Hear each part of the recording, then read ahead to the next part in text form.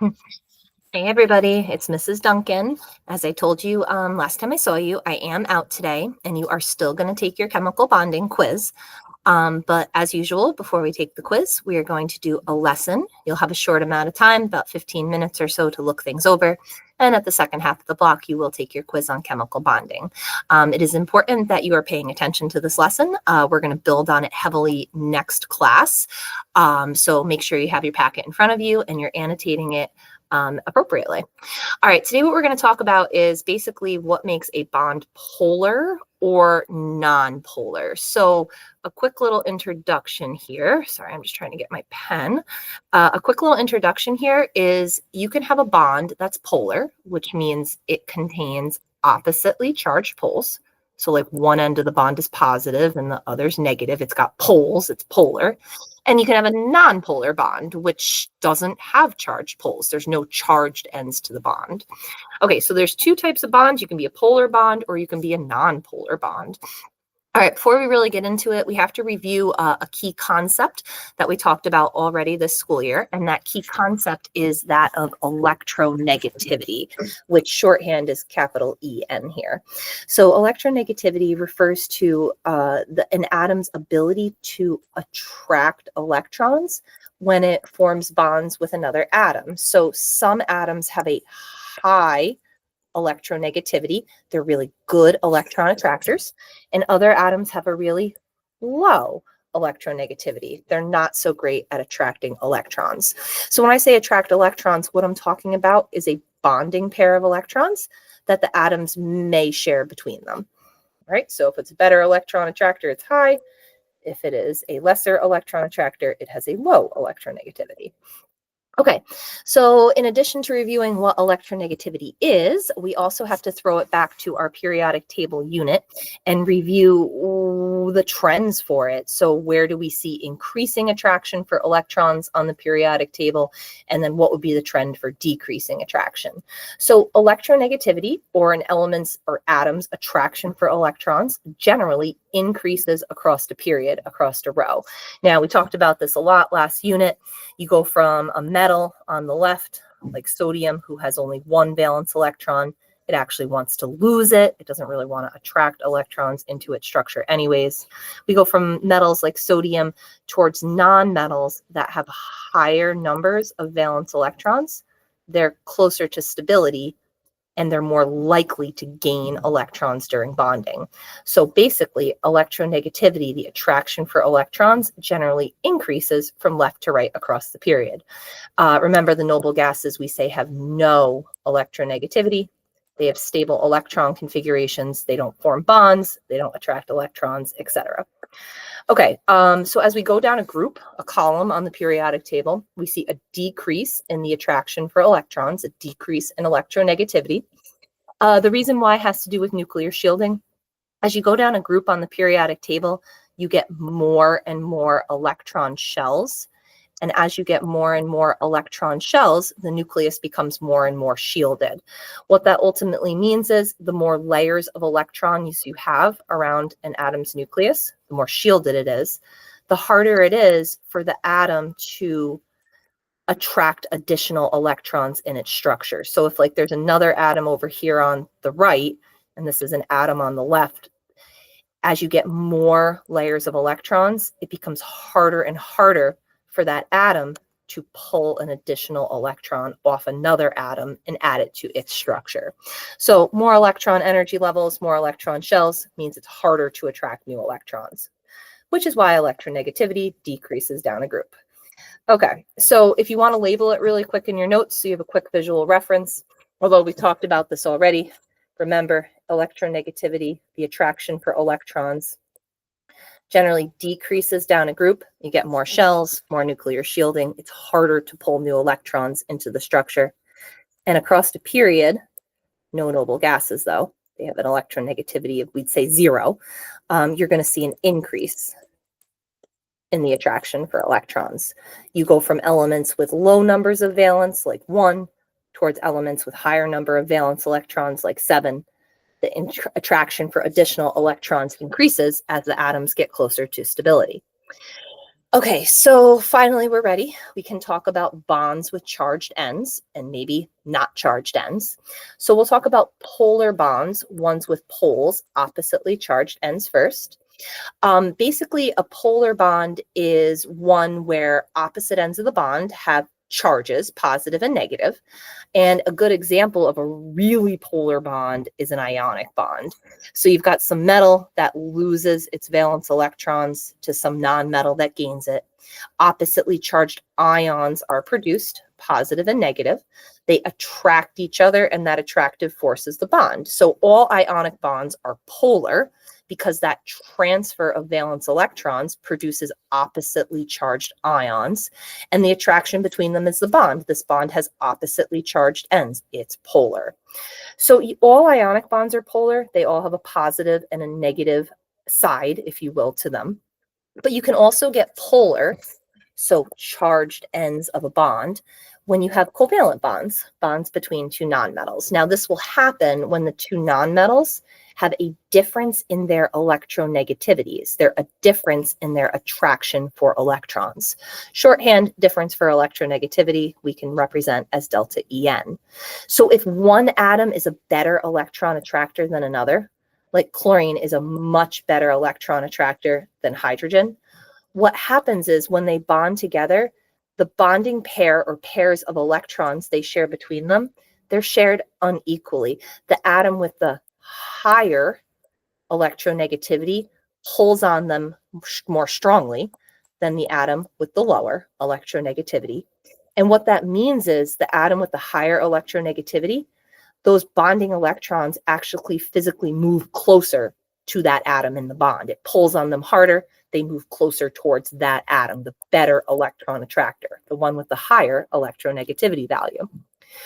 So where do the charges come from? So in polar covalent bonds, bonds between nonmetals, we get partial charges because no atom is truly losing or gaining electrons like we see in ionic bond. Instead, though, the partial charges come from the unequal sharing of the valence electrons in the bond between atoms. So if you think of chlorine with the higher electronegativity, the better electron attractor, it's like kind of gaining the valence electrons from hydrogen. So it kind of gains them, doesn't gain them fully. So it's not a full negative charge that chlorine forms when bonding. We would say it's a partial negative, a partially negative. It pulls on them harder than hydrogen. It kind of gains them. It's kind of negative. Think of it that way. The atom with the lower electronegativity, like hydrogen, you can think of it as kind of losing the bonding electrons to the more electronegative atom. Since it's kind of losing them, not really losing them, this end of the bond with the lower, the weaker electronegative atom, will take on a partial positive charge. So in covalent bonds, bonds between nonmetals, we don't get full positive and negative poles on the bond. We get partial poles due to that unequal sharing of the valence electrons. All right, and that symbol right there is partial. That's what that means. Okay, so different covalent bonds have different degrees of polarity. And what a degree of polarity really tells us is how unevenly the bonding electrons are shared between the atoms that are bonded together. Basically, a rule of thumb is the larger the difference in electronegativity, so the larger the difference in the atom's ability to attract electrons, the larger degree of polarity, which means the more unequal sharing of those bonding electrons. So if there's a small difference between the attraction for electrons between the bonded atoms, the poles just aren't as strong. So you would still get like a partial negative and a partial positive, but it would be a fairly weak negative charge and a fairly weak positive charge. But as that difference grows, as one atom becomes way more electronegative than the other, the polarity of the bond grows. Those partial charges become stronger, stronger, stronger as the difference in the atom's ability to attract electrons grows. At some point, like between a metal and a non-metal atom, the difference between the ability to attract electrons grows so much that the electrons actually get transferred from one atom to another.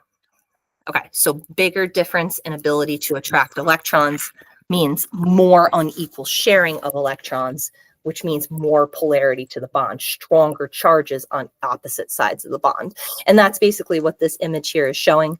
If two atoms have the same electronegativity, like they're both Si right here, basically, I'll tell you about this in a second. This bond isn't even polar, it's non-polar. There's no difference in their ability to share their bonding electrons. They actually share them pretty equally. But as that difference grows, like silicon and oxygen here, oxygen's a better electron attractor than silicon. So it gets a partial negative, and this is a partial positive. Oxygen kind of gains the electrons from silicon. And there will be a point when the difference in the electronegativities are so great that there will be an actual electron transfer, like in the case of an ionic bond, when the metal gives the valence electron to the nonmetal.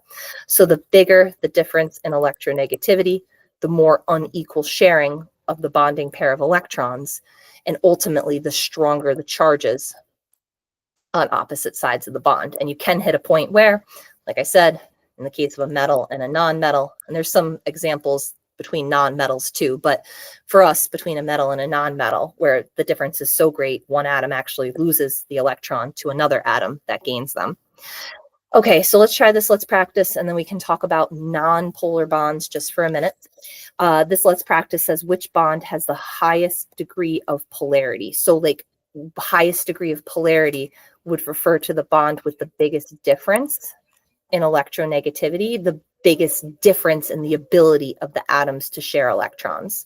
So in this first example here, we have carbon, we have a CF bond, and then we have a CBr bond here.